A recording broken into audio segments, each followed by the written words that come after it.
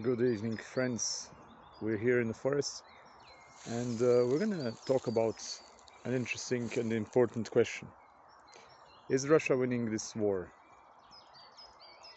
Well, to analyze this, we need to look at various factors. First of all, how do we define winning? What are the goals of Russia's so called special military operation, which is actually a full scale invasion of Ukraine? If you remember, in February 2022, Russia launched its full scale invasion of Ukraine, having first invaded in 2014 after the Revolution of Dignity. Russia had tried to capture Hostomel airport close to Kiev. Indeed, it had captured it for a short while, but then Ukrainians counterattacked and liberated this airport. Russia also pushed into Ukraine from various sides, including a southern push from Kherson, pushes in the Donbass region, Lugansk, pushes in the Kharkiv region, and also near Kiev. You remember the capture of Bucha, Irpin, and other places. In fact, there was also an area close to Kiev which was flooded to prevent its capture. I believe it was even Irpin. In any case, so Russia's goals, whatever they may say now, were to subdue Ukraine and capture it, turn it into a rump state, pretty much like Belarus, which de facto Russia controls. Lukashenko depends on Putin for power. So from that aspect, definitely Russia is not winning the war. It has not achieved its goals. It has not captured Ukraine. It has captured an amount of territory, and it is capturing territory every day, but mostly farmland at a very high cost in terms of dead and wounded. So on the battlefield, I would argue that Russia is not achieving its goals. In the Black Sea, it has failed to prevent Ukraine from transporting grain, from exporting grain. In fact, its Black Sea fleet has been devastated. You remember the guided missile cruiser Moskva was sunk, but many other ships were sunk, landing ships were sunk. The Russian Black Sea fleet is weakened, and because of the Montreux Convention, Turkey is not allowing any warships from any side to enter the Black Sea for the duration of the conflict. So Russia cannot reinforce its Black Sea fleet. So in the Black Sea, Russia is not winning. What about economically? Is Russia winning economically? Well, we don't know the exact figures, but Russian inflation has exceeded 25%, I believe. The ruble was in free fall at one point until Donald Trump gave it a boost quite recently. So Russian inflation is really high. Russia also lost its main export partners, the European countries, when it invaded Ukraine. So it was making billions there selling gas. It's still unfortunately selling gas to European countries, but it will never reach the same volumes it did before the full-scale invasion. So Russia will of course try to export to other countries. It's also selling to India, China and others, but it cannot match the volumes that it used to sell to European clients. In terms of sanctions, the sanctions are hurting Russia. That's why Putin always insists on them being lifted. And Russia finds it hard to produce certain parts for its vehicles, advanced parts. Nevertheless, there are loopholes in the sanctions, and Russia still manages to procure these supplies to build and repair its war machines. What about its war machines? Tanks, BMPs, infantry fighting vehicles, and so on. Well, the stockpile that was built up during the Brezhnev era of the Soviet Union is being rapidly depleted. We see that Russia lacks armor, i.e. tanks, and IFVs, BMPs, in other words, infantry fighting vehicles, and in many cases is resorting to, well, scooters, donkeys to carry supplies. Of course, this is not the case everywhere on the front, and it would be wrong for us to assume that it was. But we see that the stockpiles of Russian armor and certain types of equipment have been running low. Ukraine has been doing a great job taking out a lot of Russian armor using drones. Ukraine now has... Okay, so Russia still has an artillery superiority in terms of firepower, but much lower, much closer to parity compared to what it was before. Additionally, Ukraine has an advantage when it comes to drones right now. Maybe not fiber optic drones, but also Ukraine is innovating in that area as well. But I think in general Ukraine has the advantage in terms of drones, which are extremely important in this war. So on the battlefield, we've analyzed the economic aspect. What about the political aspect? Is Russia winning from the political perspective? Well, no. Well, sometimes Putin says, okay, our goal here was to prevent Ukraine from joining NATO. If Putin's goal was to prevent NATO from expanding and getting closer to his borders, he's failed. Because of his actions, Sweden and Finland have joined NATO. NATO has become a far more attractive option for these countries, and they just really wanted to join, and they did so. They were in a rush to join, they succeeded. Now the front that NATO has with Russia has been extended. So instead of getting less NATO, Russia now has more NATO on its borders. So no, it has not succeeded in this sense.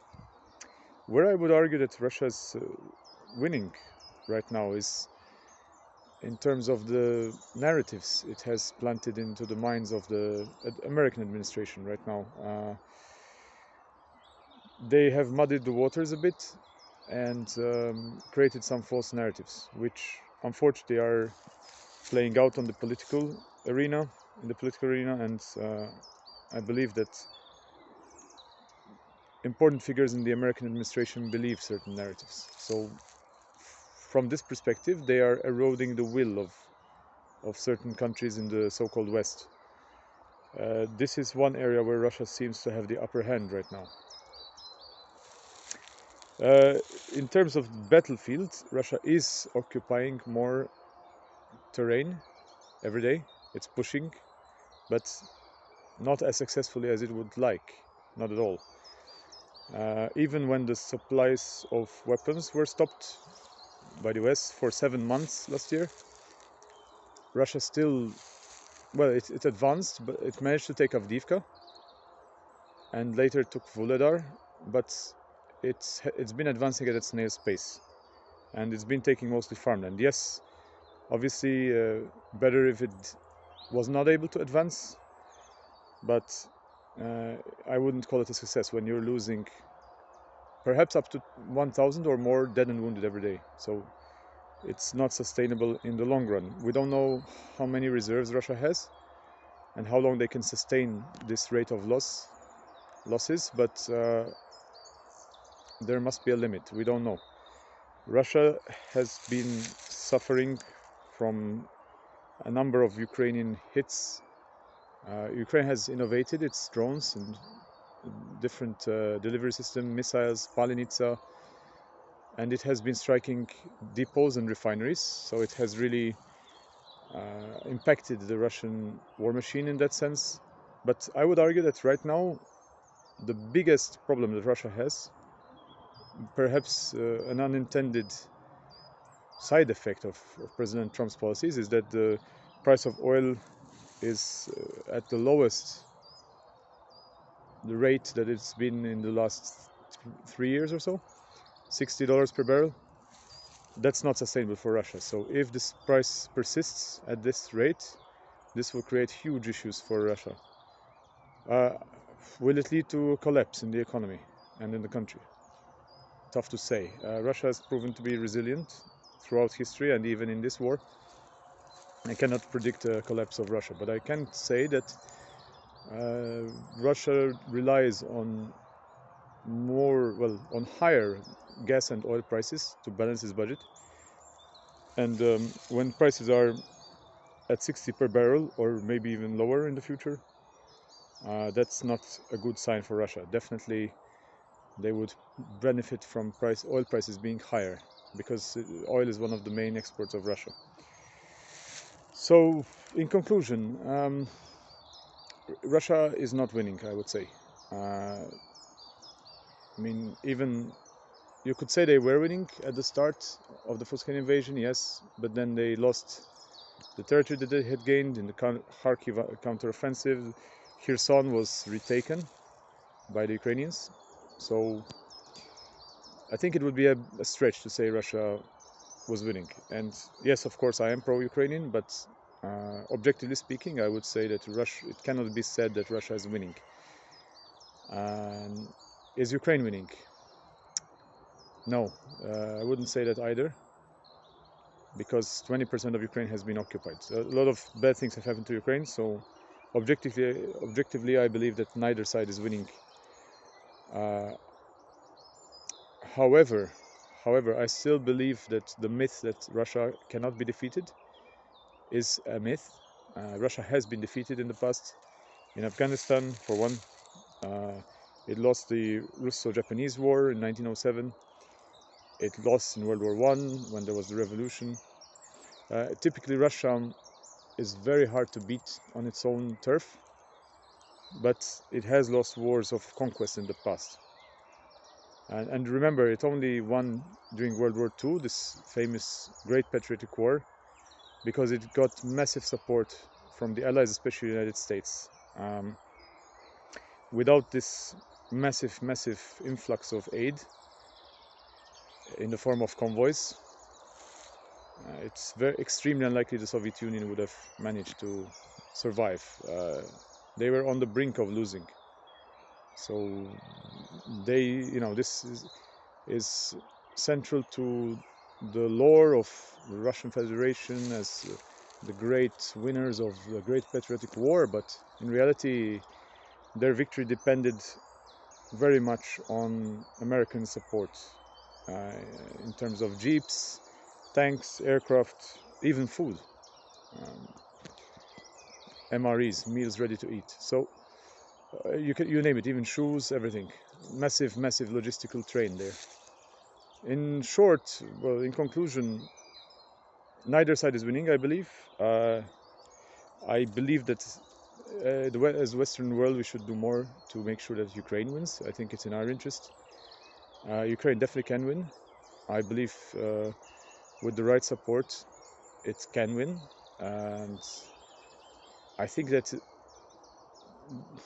the possibility for Russia to win exists, but it's slim. Strategically, I would say they've already lost. They've failed to achieve their goals. Millions of Russian men have fled the country, so massive brain drain. They have huge demographic issues. In the long run, they're becoming more and more of a minor partner compared to China. So they're increasingly reliant on China, even on North Korea. Who would have thought that Russia would go begging to North Korea to get equipment, men even, and Koksan artillery, and shells also. So for a supposed superpower, that's rather embarrassing, I would say. The peril is that Russia could win if we fail to support Ukraine appropriately. Russia still has massive reserves of manpower and equipment, even though this has been degraded in Ukraine. They must not be underestimated. The Russian Air Force is still there, even though in this war the air forces have been largely sidelined by the prevalence and ubiquitousness of air defense systems. But you must never count the Russian Air Force out. This would be a mistake. So that's where we stand. Obviously, keep supporting Ukraine, keep hoping that Ukraine will win this. It's in our interest, and it's in the interest of not just us as geopolitical players or European countries, Western world, but also in the interest of the international community to not normalize acts of violence, terrorism, and invading neighboring countries. Otherwise, we would see Perhaps China try to invade Taiwan in the future, or we would see fights in Pakistan, India, who knows, all over Africa, South America, Central America. If the concept of law and order and international boundaries no longer holds water, then we are entering a very dangerous world, and we're setting a very dangerous precedent if we enter an era, which I would argue we've already entered now, with Donald Trump saying he wants to annex Greenland and Canada and all sorts of things. But to end here, let's see what happens next. I believe that Ukraine has the potential to inflict massive losses on Russia, as it has been doing, and we will see if cracks begin to show in Russian economy and even military, with the sign-up bonuses for Russian recruits going up and up, and with Russia finding it hard to mobilize new soldiers. Ukraine also finding it hard to mobilize new soldiers. Russia does have the advantage of numbers, bigger population, but it's not invincible, and it has lost in the past. It can lose again. Let's make sure it loses again. It's in our interests and in the interest of what is good in this world. I'm Richard, and good evening from this beautiful forest. Glory to Ukraine.